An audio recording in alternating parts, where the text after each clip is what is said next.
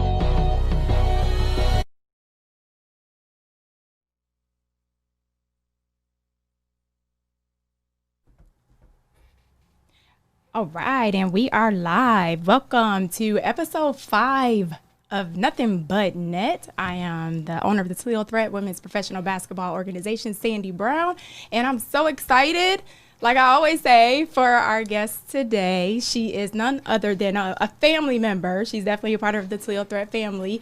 We have Janelle Reed-Lewis in the building. Welcome, Janelle. Thank you. Yes. And just so you know, I'm going to get real informal because this is Nelly to me, so you will be Nelly on this podcast today. So welcome, Nelly. Thanks for coming on this show. How's it going? Everything's good. Thanks for having me. I appreciate it. Yes, no problem. So, Nelly, I'm really excited to have you. One, you have the most bubbly personality I've ever seen in an individual. So I can't wait to get this energy in here today. So what's up? I'm here. All right. So for those of you who don't know, Nelly is actually one of our guards for the Toledo Threat women's pro basketball team. So it's really good to get a player in here just to talk it up. And have a quick powwow with us today. So, Nelly, let's get right into it. Tell the people about yourself. Originally from Detroit, born and raised, moved here. From the D? Yep. Okay. I came here 2010 for college. Mm-hmm. Played for the University of Toledo, and I've been there ever since. Okay. I mean, it's downtown in Detroit, but I'm never too far from home. But All right. No, so Nelly, you might be, I'm not going to say you're the first. Obviously, a lot of people have done it, but, you love Toledo so much you stayed. yeah, Toledo's not bad. I know a lot of you guys I run into that's originally from here, kind of like, why are you here? And I'm like, hey, man, I mean, it's far enough away from home for me, but I still love it. And at the end of the day, I mean, if they're here, obviously it ain't that bad, right? They still right. here. They still here. So, right. Well, what are you doing here? But that's cool, though. No, that's cool. So, Nelly, I wanted you to come on the show. One, just love who you are as a person and personality. You do a lot of things in our community, as well as just overall, you're just a great person. So I wanted everyone to get a chance to get to know you and just who you are, and then, where you've come from, and maybe, for your story, maybe to be an encouragement to someone out there who might be listening. So let's dive right into the basketball piece. So where did basketball start for you? Oh, man. Basketball started, I want to say, maybe third grade. Okay. I remember. Okay, It's young crazy. Hooper, young Let me Nelly. tell you. Let me tell you. When I was a kid, those little laundry baskets? Oh, my gosh. Okay. I used to take, because, my mom have the baskets filled up and stuff. I would take some of the mom down there, drive around my basketball, shooting in the laundry basket. Oh, my gosh. I think we've all done that for sure. Yeah. If you're a real hooper, you've definitely shot in something other than a basketball realm. Okay, so third grade, young Nelly started hooping. Okay. Yep, and then from there, I kind of, at the time, I didn't even know, that my mom had played basketball. And, Oh, wow. So at that point, I just kind of took it as a challenge, kind of like something I kind of was motivated to test out, Okay, see to what I try. could do. I played in elementary, and it turned out it was me and this other girl that Okay. could play, and they would always want us to go against each other. We would always play together, of course. We could, No, what elementary did you go to? I went to Joyce. Okay. All Yeah, right. It's tore down now, but yeah, I went to Joyce, and they had those, I don't even know what they're called. The little green, blue, yellow basket. Green, blue, yellow, what? The Nelly? little things at the little elementary parks they have, and it has like the different numbers around it, and you shoot through it, and if the ball. I think I know what you're talking about. I don't know what it's called, though. Oh man, that I little don't- raggedy I don't thing, know. but definitely started there. Okay. And then from there, my mom, cause and it was all right, but at the time we had we put a crate on the tree. Okay. Put a crate on the tree. All right. And obviously the crate was square, so sometimes it was hard to get the bucket in there. I love this. But obviously, during that time, that's when obviously I spent a lot of my time dribbling. I remember from time to time, because I was the only girl on my block at the time, so we would literally just have dribbling contests. Nice. Where it was who can put it in between the legs the longest. Okay. Or behind the back. So you just sitting on sitting on the there. sidewalk. Just Who can sitting go there. the longest without stopping? I always won. Okay. I always won. Nice. From there, I was introduced to AAU at a really, really, really young age. I was playing AAU 5th grade. Nice. And I was playing with 16 and 17 and 9 at the time, which is Hold so on. great. Hold on. Pause. Excuse me. You Yeah. were in the 5th grade playing with 5th grade. 16 and 17-year-olds? Yes. Okay, Nelly. It You was definitely that girl North- for sure. Northwestern. Okay. Those girls. Yes. Me and Riri. That's me and Yeah. Riri. Me and Okay, Riri, yeah, nice. played 5th grade together. Nice.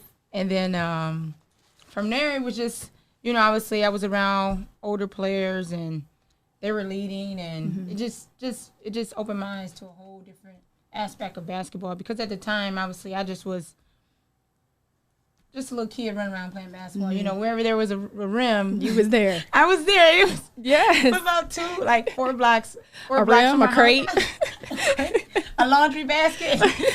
We were You were there, Literally, right. Yeah, literally, me and Riri would just run around and just play. I'm serious. Just Nice. play from sun up to sundown. I love that. So, being younger, obviously you were just naturally gifted. Yeah. And you, I guess, definitely put the work in if you're just, sitting on the corner having a dribbling contest. So you're putting the work in just different ways as a younger player, to where you developed your game and you're playing AAU for 16 and 17 teams. So what happened after AAU? After AAU, I was introduced to high school. Okay. I had Persian. Persian was recruiting me, and they wanted me Okay, back. Persian. Persian, shout out. Yeah. Those family. Those, enemies on the court, but definitely family. All the girls there are definitely family. For sure.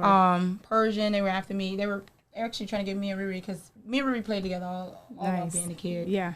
And what it ended up happening is Riri, I still cuss her out to this day about this. She moved during a week of us selecting what high school we went to. Now, mind you, me and Riri had already decided.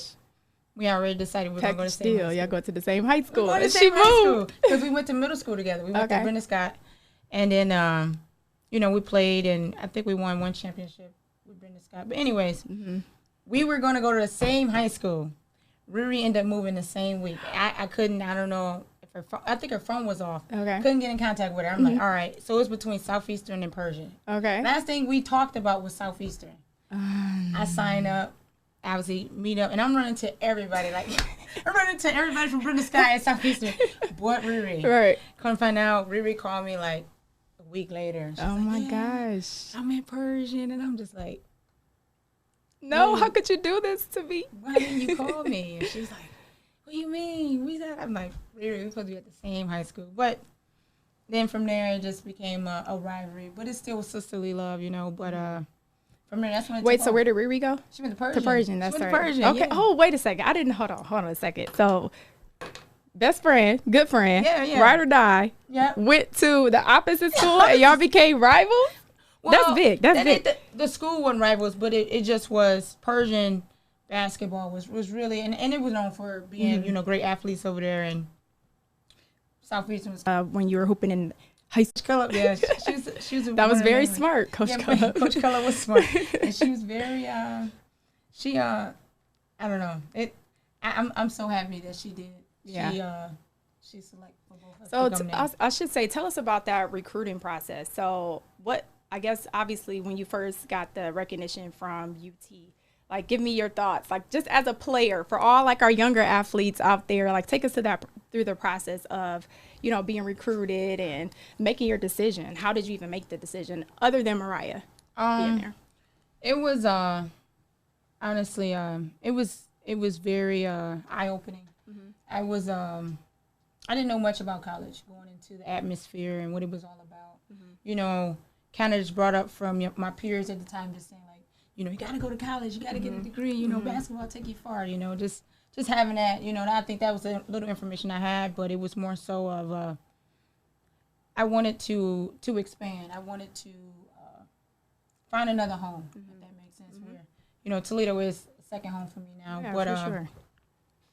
I think just coming from my high school perspective, it was nice knowing that I could play basketball for another 4 years. I could do something I love, and at the time, I didn't know at the time, that college was going to be free. That was kind of like a bonus that came to me. Yeah. So just getting a full ride, and then not only that, because I ended up coming to a game at Toledo. Okay. And the fans were crazy. My gosh. The fans were crazy. The women's basketball Rocket fans are like ride or dies one. Yeah, they are. And they are so loyal, and it's so many of them. Yeah, it's so many. Everywhere you go. But no, just knowing that, because it was actually, what was kind of, because like I told you, I wasn't really aware of how the process should go. And I ran into a college, that kind of told me while they recruit me that, because, and this was me being young, just, yeah, for sure. And when you get to college, you kind of jump into all these different majors. You go through like 3 or 4 or 5 of them. Right. But originally when I went off, or when I wanted to go to college, I was like, I want to do engineering, and of course that is something tough. That's something you have to, not something that I don't think it's not capable of doing. It requires a lot of work. It requires a lot of work, Yes. And nothing's wrong with it, but I ran into a recruiting coach that kind of was like, oh, well, you're not going to be allowed to do that here, if you're going to play basketball for us. And I was kind of like, what? What do you mean? Like, wow, yeah. If the school offers that, why can't I take it? But something that was really big that Coach Cullop presented to me was that, I could do anything I put my mind to. She was really heavy on our academics. She put student before athlete, and she made sure we knew that as recruits, as anything. That's so great. I think just knowing that how how important she made me feel. Of course, her assistant coaches, Coach Perry, she was big on that too. But it was she just made me feel, I don't know how to say it, her and the fans made me feel alive. Made me feel like it was a purpose. It was a reason. Like, they gave me a reason. Wow. To want to come back. It was just like, just even sitting here thinking about it, just. And we joke about it now, but you need some tissue? You okay? No, I'm okay. I'm all right. But no, just like Coach Color, them blue eyes. I tell you, them blue eyes. Oh my gosh, them blue eyes. Piercing. They're piercing. They're piercing. But no, it was great, man. Yeah. I absolutely loved the recruiting phase. It was nothing but love. It was nothing but support, and I ended up, like I said, on my official visit. It was fun. Yeah, I bet. Was fun. No, for sure. And I think when you are able to be under the leadership of someone like Trisha Cullop, I think it's a blessing anyway. The fact that, she's even, interested, and I think it just says a lot about her character. It's so crazy because, and I'm kind of giving a little shout out to Coach Cullop out there, but it's so crazy because I've not met one person who's had nothing bad to say about her. Everyone says the same thing, like she's so genuine, and she genuinely cares about people, even strangers. Because when I first met her, I was a stranger to her, and I felt like I could just hug her and everything. Like, she leaned in right away for a hug. This is my first time meeting her. I'm reaching out for my hand. She's like, "Oh, give me a hug." I'm like, okay. But no, that's just the type of person she is. And I think, just to be under her leadership and for her to make you feel the way that she felt, or that you felt, that you felt, I think, she's just a genuine person. And you're one of the lucky ones for sure who got to be under her leadership. So I kind of wish she was my coach. I ain't gonna lie. Man, I don't regret it at all. Like, that's awesome. And to be honest, after college Trisha was still here. I'm like, there's no sense in me leaving. Trisha's still here. She's still here. Hey. Just might as well just stay. No, that's great. So, obviously your recruiting journey was a good one. I know a lot of players who are out there, and they might be indecisive about decisions when it comes to where should I go to school and different things in that nature. I think one thing that you said was important was Coach Cullop allowed you to just be and do what you wanted to do. So if you wanted to be an engineer, unlike the other coach, he didn't tell you couldn't do that. Right. You know what I'm saying? You want to go to those schools who see more in you than just the sport that you're going to play for. Right. You know what I'm saying? You want to make sure you're set up for success, not just for that sport, but for life after that sport as well. So that's huge. So thank you for sharing that. Yeah. So you were in college. All right, talk to me. So this is really, Nelly, I really want you on here to, let these young girls know what it is when you get to college. So, you're in high school and, things are great. You get to play with your friends and, it's a completely different level. But when you go to college, take me through your first day of practice. Like, what was your even mentality? What was your reaction? What were you thinking? Were there ever moments where you were like, okay, this is tough. I don't know if I can do this. Yeah. I'd say first day in. All right, wait. Day one. I got a quick story. First workout, because we had summer workouts. First workout, I was late. Don't do that. Don't be late to the first. Listen. Okay, wait. It was a misunderstanding, though. Okay. It was a misunderstanding. Okay. I was late, but it was a misunderstanding. To the first day of practice, Nelly? Well, it was a workout. It was a team workout. As a freshman? Yes. You were late? Wait a minute. It was a misunderstanding. I gotta hear this. It was a misunderstanding. So, Jesus. Lord help her. I'm already asking God to have mercy on you. So I was going to get there 15 minutes before, get myself together. 15 minutes before? Okay, Sandy, Nelly? don't judge me. What? Don't judge me, okay? Okay, I'm sorry. Go ahead. Sorry, go ahead. And, they're all there. And they're like, oh, don't worry about it. You just got breakfast club. You got breakfast club tomorrow. And I'm thinking, like, from my visit, we had great breakfast on my official visit. This is going to be nice tomorrow. We're going to have breakfast with Coach Cullop tomorrow.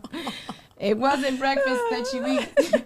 I think we ran like 5 miles the next morning. Oh, my gosh. 5 miles? We ran like 5 miles. I think it was 3 miles. I'm sorry. It was 3 miles. We ran 3 miles the next morning at like 5 in the morning. Oh, my goodness. Oh, my God. Don't do that. Don't be late the first day. Don't be late, y'all. Do not be late to practice. All you young players out there, your freshman year, do not do what Nelly did, because Breakfast Club is still a thing. And if you don't want that extra punishment, you need to be in practice an hour before it starts getting some shots up. I did, yes. So from there on out, I was there an hour before. But no, it was definitely going into practice. It was a reality check, you know, because we come from, especially obviously, if you get a full ride somewhere or just been recruited anywhere, obviously you're a great player. You're more than likely coming from a team where you played the most minutes, probably was the top scorer, probably was the leading rebounder, probably was, you know, the best defender and all this kind of stuff. But now you're put in an organization where you're not the only one of something. You have to, and I wouldn't say you have to find a way to stand out, but you have to find a way to not only get better, but make your teammates better. That's right. You know, and I think coming in, that was definitely a reality check to me, you know, coming in, and I, you know, played under some great players, you know, Nama, Dola. Shout out to Dola. Big Yo-Yo. Yo-Yo Richardson, if you're watching, shout out to Yo-Yo. We had a lot of great players ahead of me. So I think that was the appeal that I had to swallow, and I had to understand that it's about getting, you know, you have to get better. You have to dig deep, you know, and you can't just sit back and be okay with that. Yeah. So I think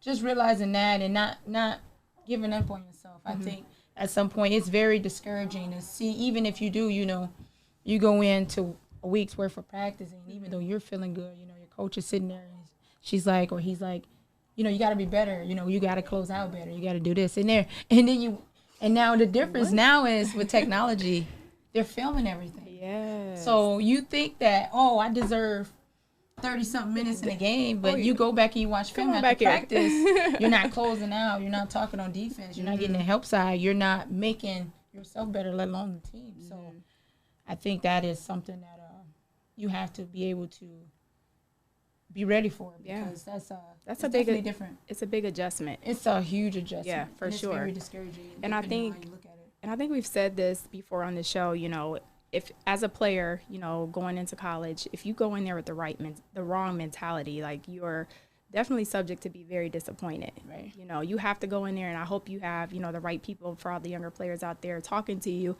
You can't go in there thinking that you're going to be that girl or that guy. Right. If there's any young guys out there, you know, there's people in there who have the same talent as you, if not better. You know, you guys are all good. You all were selected to be, you know, these great players on one good team. Right. And it's an adjustment. So you definitely have to go in there and be coachable. That's one thing I always preach. Yeah. You got to be coachable. Like, there's no way you can go in with that mentality. Like, you know, I know how to do that. Yeah. Oh, no, I got it. Nope, you don't got to show me. I can do it. Nope, be coachable and learn from even the players who've been there, your seniors. You know, let them take you under your wing. So for sure. So Nelly, so you're in college. All right, you're with the Rockets. Talk any specifics that happened, like, during your college season, championships, close enough, maybe. Yeah. You know, we was on a long stretch. We won a WNIT my freshman year. Yes, yeah. That was, and I'm just the city, Toledo, as a whole. I mean, I remember so. And you did that as a freshman. Yeah, that's huge. And I'm telling you, just looking back on, like, how intense our practice were. Like, we had some great captains, Melissa Goodall and Jessica Williams. They were our team captains that year. And I remember, and we make fun of it, you know, we get together. I remember one time they were teaching me something so simple, but it just was the wrong time. I just started crying, like, really? But, you know, it was just that it's emotional. That's okay. I didn't want to disappoint them, is what it was. You know, they're in there, and I would see at times, you know, we're doing three-man wing break drills. We're doing a cyclone. We're doing certain stuff, and it would be times where I'm seeing Jay, she's going twice in a row. Or, you know, Goody, she's going 3 times in a row, and it's just because that she didn't want to fail that drill. She didn't want to let us down. You know, and it showed, you know, when we got to WNIT, it showed because they dig deep and they let us, you know, and it was just, I remember so much. We did a lot of team bonding. We spent time outside of practice. And it was crazy. We would have maybe a day off or something like that. Okay. And it was, we would have like maybe 2 or 3 girls like, hey, let's go to the mall. And then maybe somebody else didn't even tell us. 4 people over there like, oh, yeah, they going to the mall. Come find out we linked up, not a whole team together in the mall. A whole group of Rockets in the mall. People walking up to y'all, hey, what do you guys do? Do you ever hear that question? Like if y'all all dressed the same and it's a basketball, it says Toledo, and people walk up to you like, what do y'all do? I really hated that. In the airport, I'm sorry. You know what I'm saying? Well, they had to assume that you play basketball, saying you kind of tall. I mean, but y'all got a whole team in the mall with probably the same gear on. Right. Yeah, we did. Right? We did. So, we did come on our gear. No. So I guess what I want to ask you too, what was the difference? Okay, take me to your senior year. So now you're in this leadership role. If you even junior year, senior year, you're in this leadership role where, you now get to be the example to the freshmen who are coming in of, the same example that those ladies were for you. What was your mentality? Did you feel extra pressure going into that role? I did. But right before we get to that point, I do want to put an emphasis on just because you come in as a freshman doesn't mean you can't lead. Okay. Facts. And that was something. That's something I wish I would have told myself back then. Not saying that, and actually Coach Color preached that to us. But it's one thing saying it, and it's another thing actually doing it. That's right. You know what I mean? I got discouraged a lot, and I kind of hung my head a lot, which it's easy to do. I'm telling you, it's easy to do that. But that's something. Don't think because you're a freshman you can't lead. You can't. And you got to have that chip on your shoulder. You have to be able to go after, not in a good way, respectfully, go after those seniors. Push them, for sure. Even if it's to get you, you go from 0 minutes to 4 minutes. That's something. That's something. That's huge. And you got to look at it. You can't look at it as, oh, I'm only getting 4 minutes. You got to look at it like, and just depending on, you got to know your role. If your 4 minutes is to relieve the best shooter you got, and you the second shooter, hey, you better be shooting lights out those 4 minutes. Right. You get that ball, you better shoot it. Hey, that's what you got to put in the game for. You don't. Hey, that's right. Hand down, man down. Yeah. You shoot that shot. Don't hesitate because you only got 4 minutes. You got 4 minutes. 4 minutes to prove yourself for maybe an extra minute the next time. Shoot your shot. No, but by the time I got to my senior year, I was more so of a lead by example. Okay. I was always trying to be the first one with the down and bags. I was always that person where it was like, I'm gonna be a friend outside of basketball. I was always trying to uplift people. I was the person always bringing the energy, man. Yeah, I was always bringing the energy. You're still like that to this day. Yeah. Like, it's so hard to be like down if you're like not having a good day and you come in the room. It's really hard to stay like that because your energy is so contagious. Yeah, I was very energetic, and I think another thing that kind of helped me myself to stay energized like that was the fans. I mean, it was like electricity. It was just like, and still to this day they're the same way. I know, I see them and they're like, hey Nelly, how you doing, Nelly? Oh yeah, they love you. Yes. I remember. So we'll get into it in a second. But when you signed with the Toledo Threat, we got more people, even in just that first season when you came to play. They were like, hey, so we heard Janella's playing with you guys. When are your games? I'm like, what? Like, they're Rocket fans. They want to follow you wherever you go. I told you, they die hard, ride or die. Yeah. Yeah, but it was, I think it was, obviously it was my senior year, and I had to let them know, like, it's my last year to go. Yeah. This is you now. What are you going to do to push who's next? Don't be a bad example. Don't just talk a good game, but you got to show them. You have to be able to. And then that was something I kind of, dig deep with too. I was, like I told you before, the leadership from Goody and them, like, oh well, Coach Cullub is, maybe we're not getting this drill right. Hey, I'm not doing a suicide. I'm just sitting here and I'm gonna redo this drill 3-4 times. Right. I'm getting up 3-4 times in a row. I'm not about to let. Yeah. And not to say it like that, but that's just you have to be able to prove to your teammates that you want it. You have to be able to let them know that you can trust them. No, for sure. So. Huge example of leading by example. Yeah. So that's great. All right. So Nelly, anyways, after college, you had a great college career. That's for sure. You stayed here in Toledo. And did you pursue your career otherwise, like basketball related, like professionally, or what were your thoughts after college? I thought about it, going overseas to continue to play. But I don't know. I ran into Marianne Ballas. I don't know if you guys. Yeah. But I kind of ran into her, and on a business side of things, she kind of was, I would say, kind of put me under her wings, trying to teach me little things that she knew, about running a business, and just, I don't know, just kind of teaching me tricks and trades and things, and I thought outside of basketball, actually I was very fortunate, that you started this Toledo Threat, because it was like, I continue to, help people within the city as far as going to like Start and was it St. Ursula, Rogers, just helping them out with their girls and stuff like that. But it was kind of like I know basketball won't live forever, but I have to be able to live off something.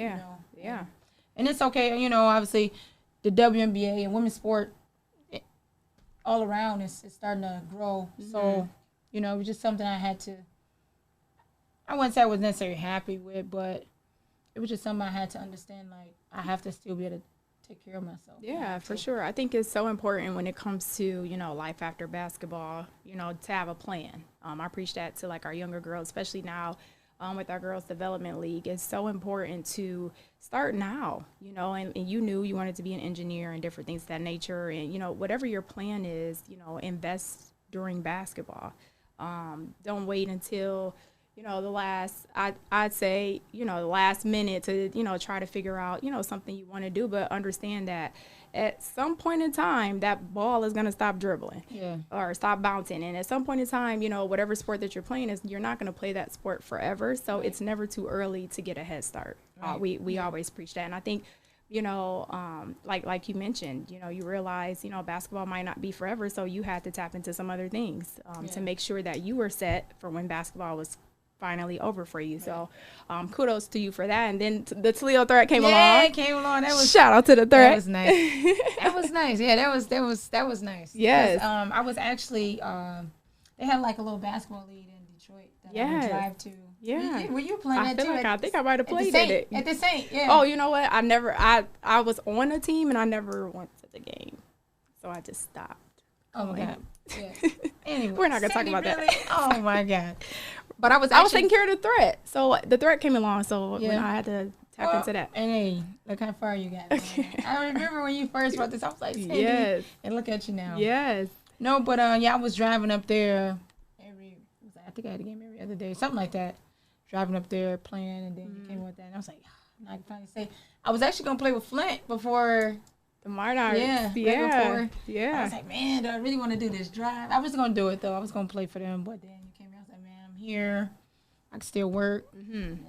And Nelly was with the Toledo Threat in our beginning stages. Yeah. She took a break, and then she's back now. So we're, like, super excited to have her. But Nelly, you were definitely, when things were starting for the Toledo Threat, even that whole team, everyone, in those first 2 years, you guys were the bridge. We needed those 2 years to get us to where we are today, and you played a huge role on that team. We definitely won. I have to say thank you. Yeah. Well, I'm going to get emotional. No, I'm not. Don't get emotional, I'm Sandy. No, but just the fact that you guys, especially you just believed in the dream. Yeah. And, we were all on the same page as far as seeing, the value of what the Threat could be for younger girls and then for other girls and provide opportunity. So you guys are right there with me on the grind when we were driving in cars to our games and carpooling. Yeah.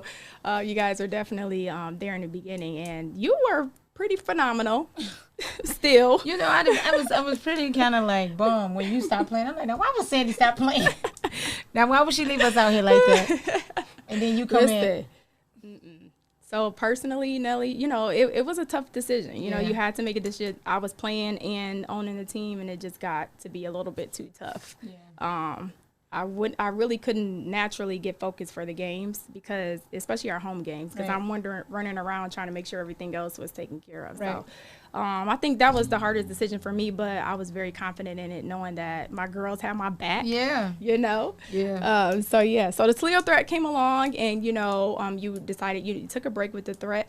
But then honestly, I'm excited to dig into this part of the interview to talk with you about, because you took on a different and a new role, something that you're currently doing right now, and you put the grind in, put the work in to become a firefighter.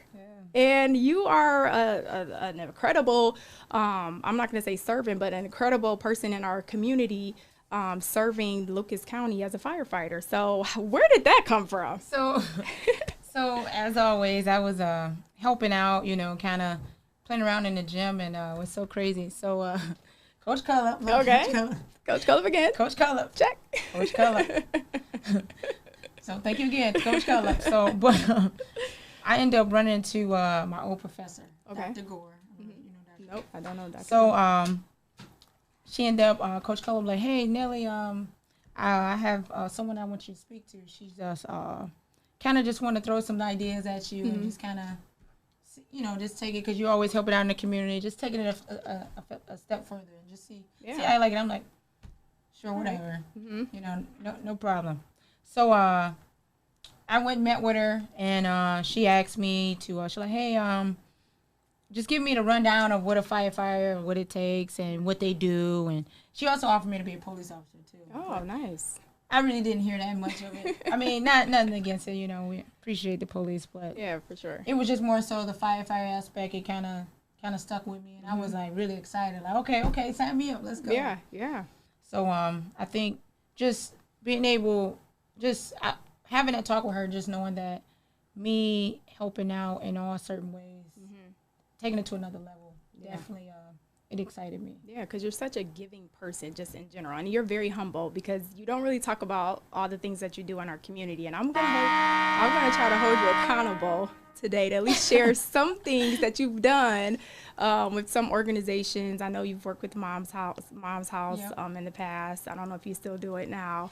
Talk about it. I'm trying to get Brooklyn to do that. Okay. I try to get. And who's Brooklyn, so everyone knows. Yeah. So you said what? Who's Brooklyn? So everyone knows. Brooklyn's my stepdaughter. Yes. Brooklyn's my stepdaughter.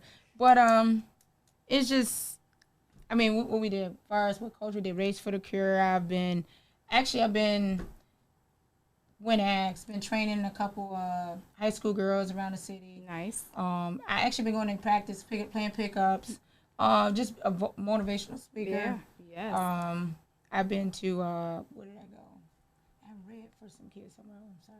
No, you're fine. You do a lot. You got to think about it. No, seriously. But I just think you're so active, and you stay with everything that you have going on in your own life, especially being a firefighter. You still find time to give back, which that's something that I love about you. You've been such a giving person, and you're always a giving person, and it only makes sense that you're a firefighter. Yeah. It makes sense. It fits your whole personality. Yeah. It's incredible. So talk about the training process. I guess, how'd that go? Training process. Because I remember, were you with us? Were you playing with us at some point when you were like training or working out? Yep, I was. Because you had to run a mile or something you had to do. I was. You were like freaking out about it. Yep, I still was. I'm still playing basketball and training. Mm-hmm. How could I say it? It was because at the time, obviously, I've been out of college. Mm-hmm. It wasn't, obviously, you got the lifting. That was kind of like, you had things kind of regulatory where it was lifting, practice, you had therapy. So, you had that at your discretion. So, it was about getting back in the habit of digging deep, running and lifting and all that kind of stuff. So, to be honest, I just kind of approached it in that same aspect. I ended up running into my college trainer, Coach Murray, and he gave me a couple hints of what I could do to work out. And then from there, I just kind of went back at it. Yeah. No, I think that's awesome. So I guess give me a little bit of background so you went through your training and now you're a firefighter. And so how does it feel? Like when you're out there, actually just to see that, you put in all this work to be in this role and now you're in this role. How does it feel? It feels, I'm gonna be honest, it's a feeling that's hard to explain. It's incredible. It's uplifting. I'm telling you, you go, obviously we deal with different things throughout the day, but there's nothing better than knowing that I'm called or we're called upon when someone's at, the scariest moment of their life. You know what I mean? And just knowing that there's a need for me. There's people depend on me, and there's no better feeling too. Is seeing those young kids that kind of like, they're like, it's crazy. I did this as a kid too, the firefighters. But you're riding up the street or you're walking and you got those kids running, chasing you up the street. Hi! So that's always good. And it's just, I'm telling you, just knowing that you're there to make a difference in someone's life every day. Every day I go to work, I'm making a difference. Whether it's little, small, medium, whatever it is. I'm doing something to make somebody's life better. Nice. No, I think that's awesome, and it's fulfilling. Yeah. And like I said, you're the perfect person for this, this position in this role as a firefighter. Like, I'm literally feel better knowing that you're out there. No cap at all, for sure. Yeah. But no, I think it's great. So that bell, you guys heard it, the sound, a little horn, the last 5 minutes of our show. So Nelly, I wish I could literally sit here and talk to you all day. Like, seriously. Love you, Nelly. But no, so the last 5 minutes, we're going to ask just a few little fun questions, I guess, just so for some of our viewers out there to get to know you and maybe from a different aspect. So I'm going to give you a scenario. So you're at UT. All right. You're at UT. You're back in college a day before a game or a day of a game. You're walking in the locker room. What's on your headset? What you listening to before the game? Okay, first it wasn't a headset because I got to share the love to everybody. Okay. So everybody knows, even the fans say, okay, I played This Is How We Do It. I play that. This is how we do it. Oh, you took it back. Friday okay. You played some old school music before a game? Everybody know. Nice. I'm serious. I played it even on Jumbotron. I was out there playing it. Oh, my gosh. Shooting it up, right before the game. Nice. Okay. Yeah, we played that. So any pregame rituals that you had? Pregame rituals. Really it was, I would dance a little bit, laugh, dance, laugh, get ready for the game. Laughing was always the thing. I mean, always looking over my scout. That was always number one. Is that an educated answer, or are you being for real? I'm being for real. Okay. I had to know who the shooters were. That facts. You're right. Know who you got to close out on. You're right. Little stuff like that. But no, trying to see, did I really have one? It was really listening to the song. That was it. That was it. This is how we do it. That's the only ritual. I feel you. Sometimes you just need a nice tune just to get you ready. You get out there and you go do your job. Yep. That's all right. That's all right. All right, everybody. Actually, I got one more question for you because I want to know this. Go ahead. If you could be any place in the world right now, where would you be?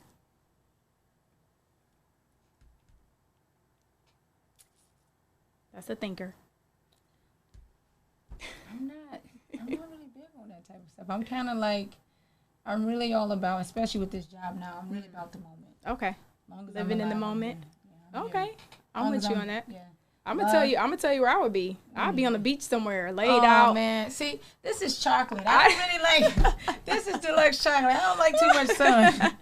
I'm not mad at the sun. I'll take it. I'll take a little tan. I'm dipping a little bit. We need our vitamin D though. We need that. Yeah, I can get that. I'm really I don't want to melt. You said you don't want to melt? No, oh, my gosh. Lord.